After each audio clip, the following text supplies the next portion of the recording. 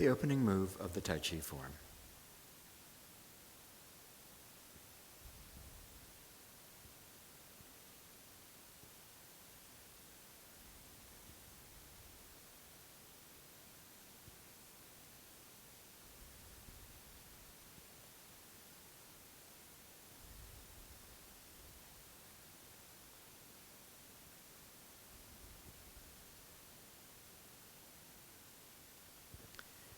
This move has two parts.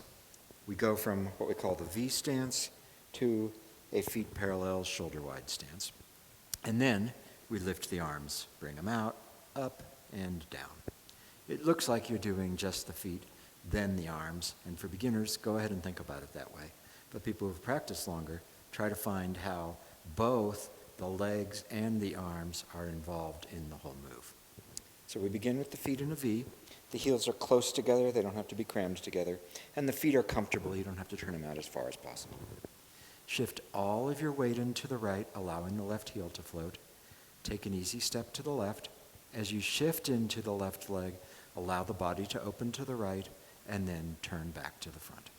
Shift 50-50, and stand up to an unlocked knee position. At this point, I want to be very careful that my pelvis is actually parallel to the ground, rather than tightening the lower back and thrusting the chest out, which will raise the back of the pelvis. So relax the lower back, allow the pelvis to be parallel to the ground. The knees are slightly bent. If you straighten them all the way, this will stick your butt out. It'll make you do that, tightened lower back, chest thrust out. So I start 50-50. I take and sink down into the right foot, allowing the left foot to float. Take an easy step to the left. Shift to the left. As you do that, the body will naturally open to the right. Turn back to the front, pivoting on the heel of the right foot. Shift 50-50. Stand up to an unlocked knee position. The forearms at this point are facing both back and down. So my forearms aren't parallel to the ground. Their fingertips aren't pointing straight down to the ground. They're angled. Allow the arms to float up. As they float up, the wrists are relaxed, and then feel out to your fingertips, straightening the wrists. Let the hands come back towards the body, wrists completely relaxed. Sink the elbows, drop the wrists, let the fingertips point up, and then gradually straighten the wrists as the hands come down. So the arms have 5 bends in the wrist in this process. As the hands come up, the wrist is bent, completely relaxed.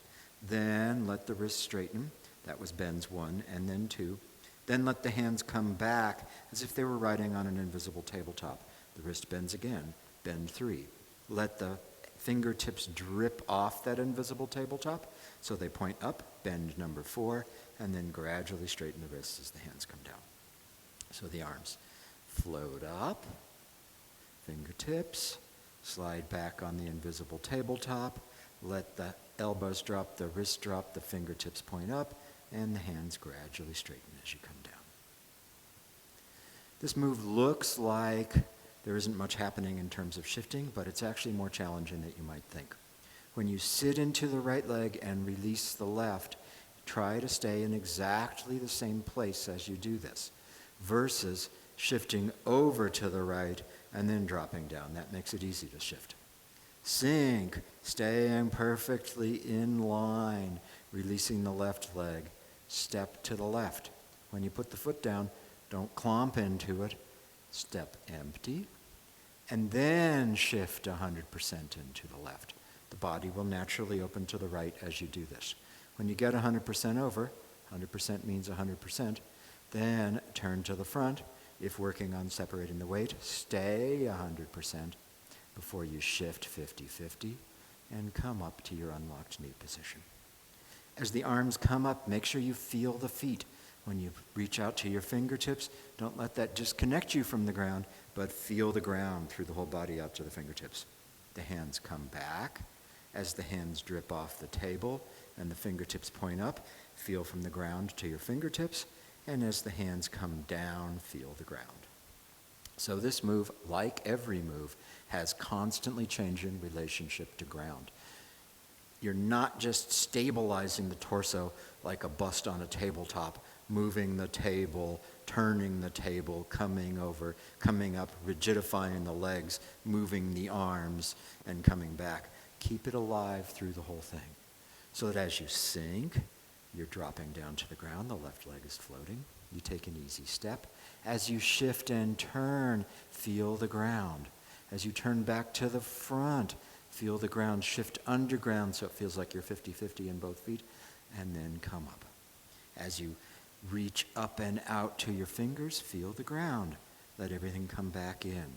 Feel vertical space. Come back down to the ground. One of the things to look at, if you've been practicing longer, is how the hands move first. There's a real tendency to just lift the hands here. When I do that, you can see that the motion across the arm is perpendicular to the forearm. The first motion is going perpendicular to the forearm. That will mean you're tightening your arms, your chest, your back. So when you do this, I'm just lifting. The first thing that I want to do is let go. When I let go, my hands start moving down towards the ground in front of me at a 45-degree angle, following the direction of the forearm. Once I've got them moving, now it's a lot easier to redirect and let them come up. Starting from nothing and moving perpendicular to the forearm will be force. Letting the arms go and then following it up and out lets you adjust the direction of the arms without forcing it. So that's the key to Tai Chi, is change without using force. Lastly, as you're doing this, there's an expansion and a focusing. The bellows of the body opening and closing happens all the way through the move. Professor Chung, describing this move, said the rising and falling and the opening and closing in the opening move is the same rising and falling and opening and closing that's in the rest of the form. So when you're practicing this, look for that sinking and rising. Look for that opening, expansion, and closing, focusing all the way through the move. So I sink down towards the ground. I allow that to float my leg. I shift, feeling the ground. I turn to the front, and I shift underground until I'm in both feet, and I allow everything to come up. Everything expands, my body, my breath, my awareness as I reach out to the fingertips, aware of everything all around you. Let the hands slide back towards you. This is a focusing and contraction. So the body has gotten small, my awareness is in my dantian. Feel from the feet up through the vertical space above you, and then feel down to the ground. So there's two phases of opening and closing. Opening and closing. Opening and closing. Once more.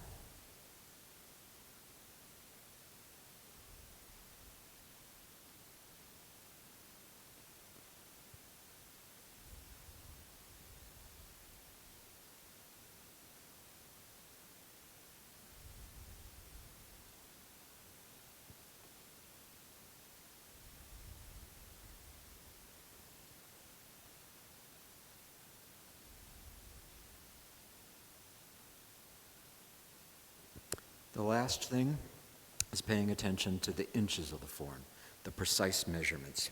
So when I start, the forearms are down at 45 degrees, not faced back, not faced to the ground.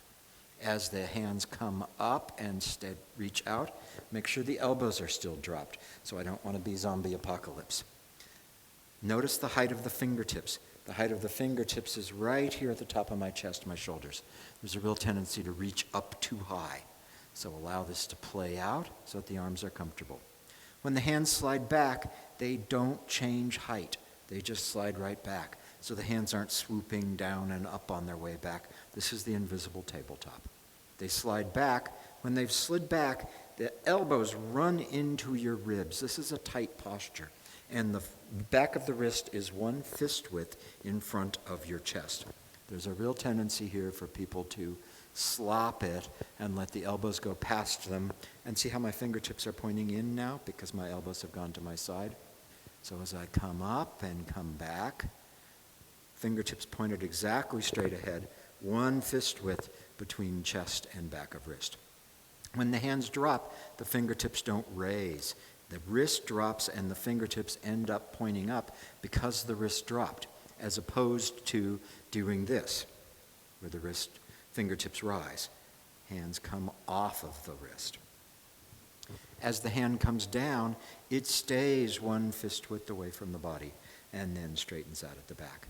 So there isn't a dropping like this where you put the hands out. It comes up, it comes back, stays in place, fingertips don't lift, and comes down right by the body. So then putting all of this together, feel the rising and falling, feel the opening and closing, and try to nail every little detail.